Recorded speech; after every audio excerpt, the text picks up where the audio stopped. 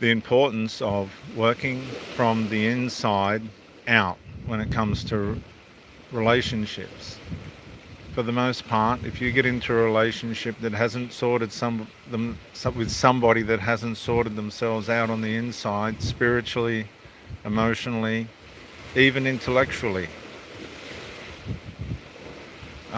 then this is where the problems are going to start. Now, somebody can look physically fine on the outside. That's one of the traps, isn't it? You can look physically fine on the outside, but that doesn't guarantee what's going on the inside. And as humans, we're very clever at hiding and covering up our flaws and our weaknesses.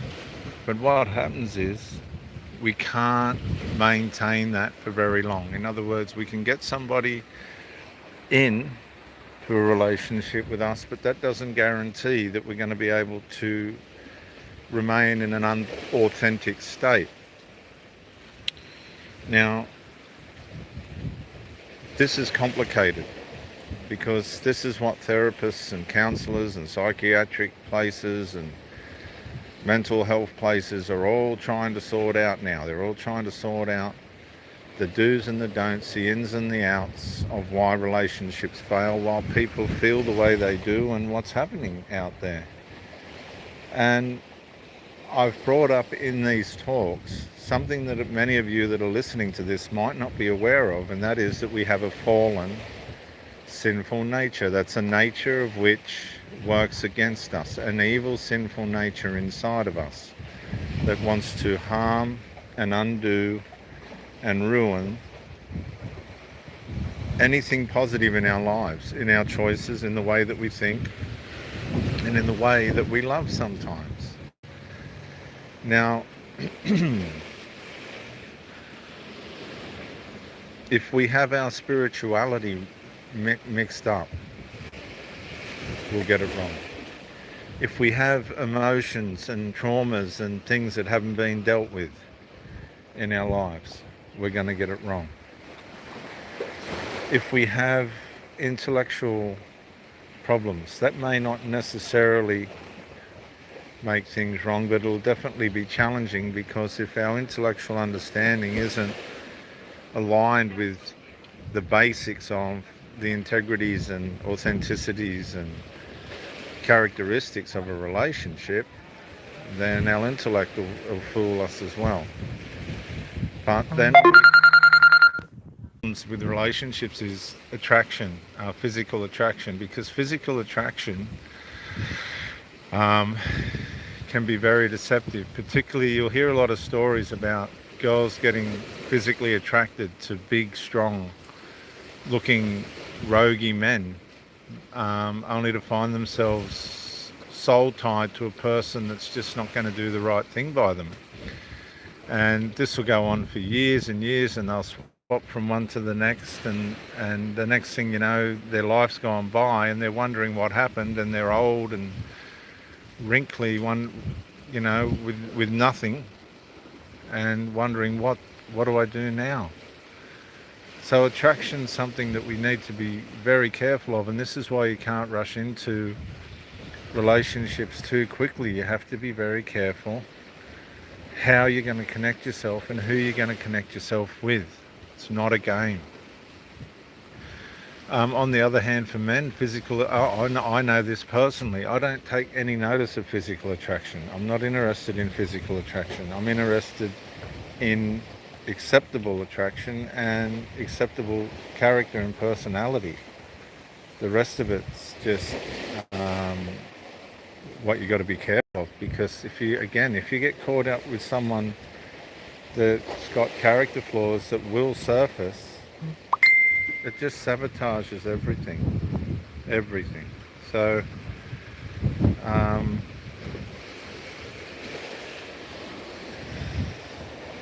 you got to make sure if you're a Christian and you meet a Muslim, that's going to be complicated.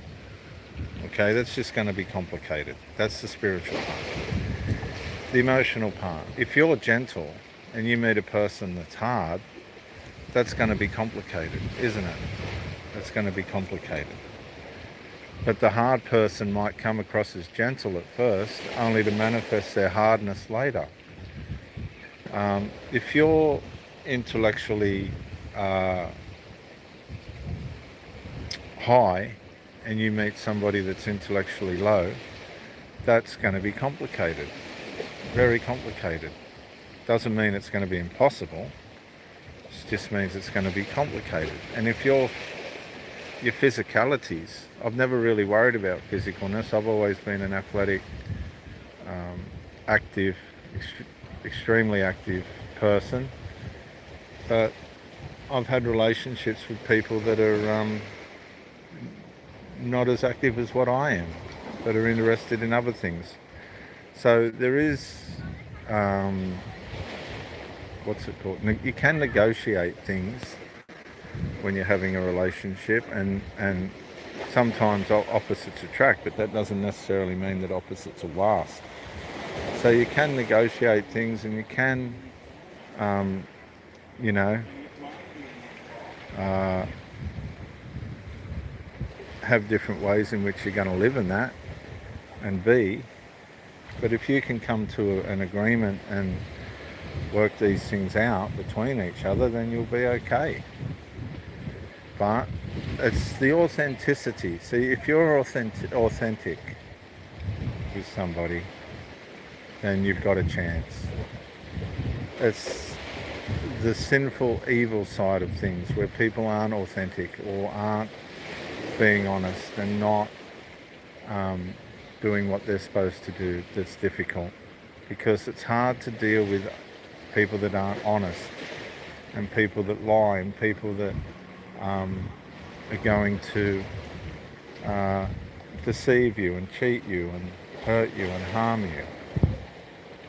These are the little major things that we want to try and avoid, because if you're with a character that's not being authentic, spiritually, emotionally, intellectually, and physically.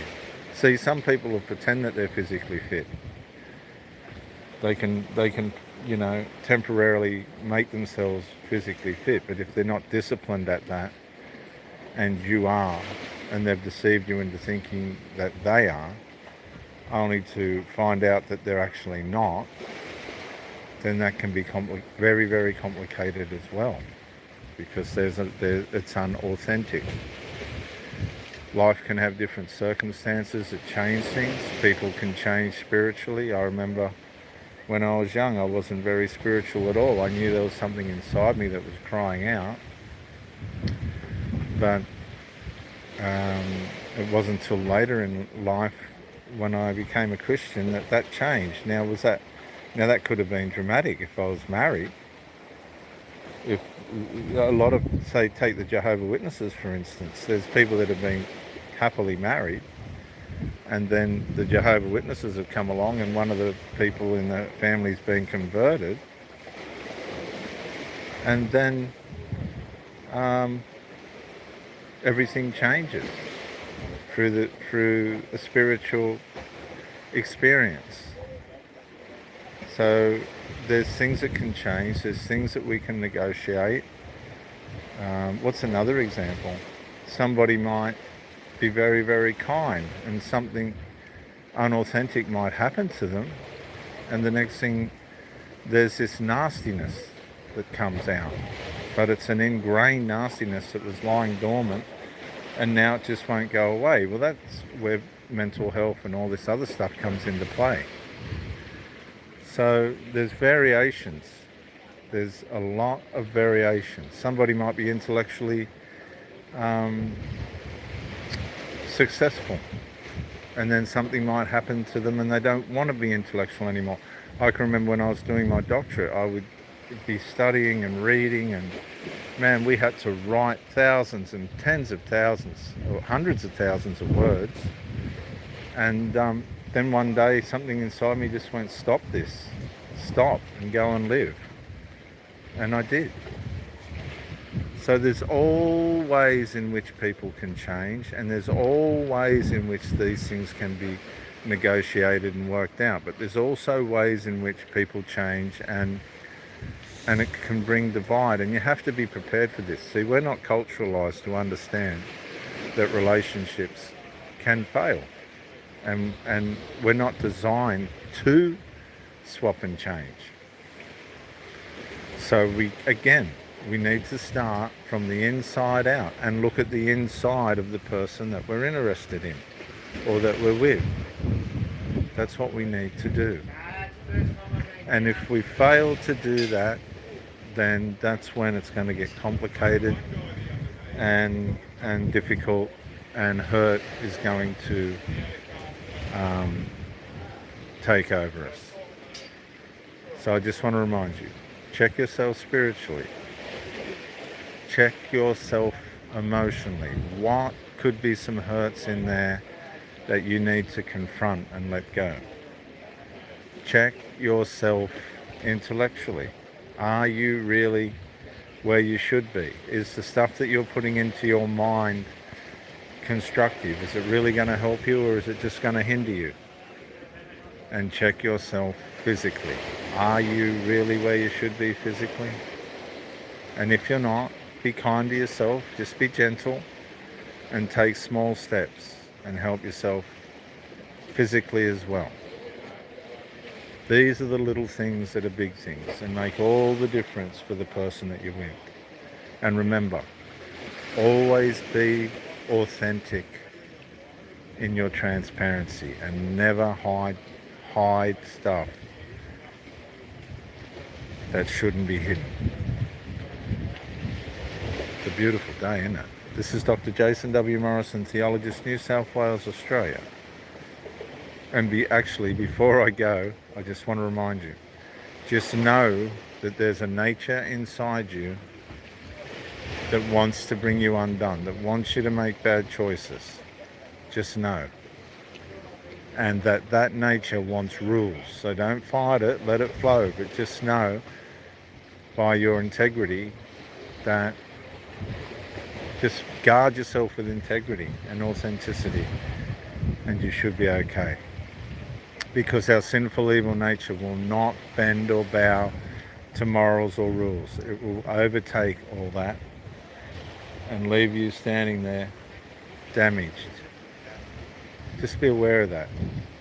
This is Dr. Jason W. Morrison, Theologist, New South Wales, Australia. Bye for now.